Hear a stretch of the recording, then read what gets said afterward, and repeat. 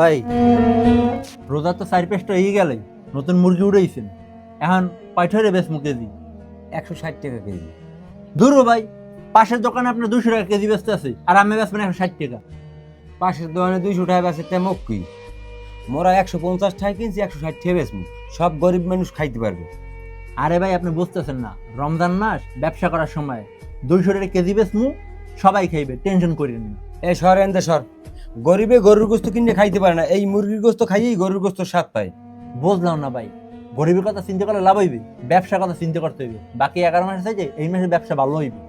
যা আমার এই ব্যবসা লাগবে না, আমি 160 টাকা করে বেচমু।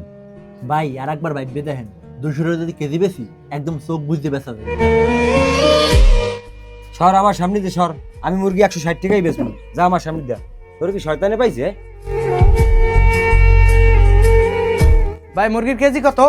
ভাই মুরগি মুরগি কেজি 200। এ বেটা, তোর পাকনাম করতে কইস কেউ? ভাই মুরগির কেজি 160 টাকা। ভাই পাশের দোকান দিয়ে 200 টাকা কেজি বেচে। ভাই পাশের দোকানে যে ক টাকা বেচে বেচুক, আমার এখানে 160 টাকা। তাহলে ভাই আমার 2 কেজি দেন।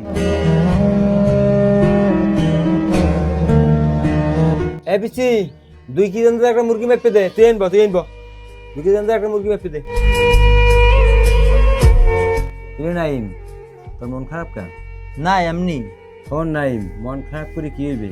এই একটা রমজান মাস আমরা ব্যবসা করি, প্রত্যেকটা মানুষ মনে করে আমরা বেশি টাকা রাইখা অনেক টাকা ইনকাম করি। তারা কি একটিবার চিন্তা করছে আল্লাহর কাছে জবাবদিহি করতে হবে? ভাই আপনি ঠিকই কইছেন। ভাই রমজান মাসে জিনিসপাতির দাম বেশি বাড়িয়ে দেয়। ব্যবসায়ীরা মনে করে এই রমজান মাস আসছে আমাদের ব্যবসা করার লাগবে, আল্লাহর কাছে কোনো জবাবদিহি করতে হবে না। যেমনি খুশি তেমনি ঠকে, এই রমজান মাসে সবচেয়ে বেশি দুর্নীতি হয়। ভাই আপনার মতন যদি প্রতিটা ব্যবসায়ী এরকম সৎ হতো, তাহলে আর দুর্নীতি হতো না।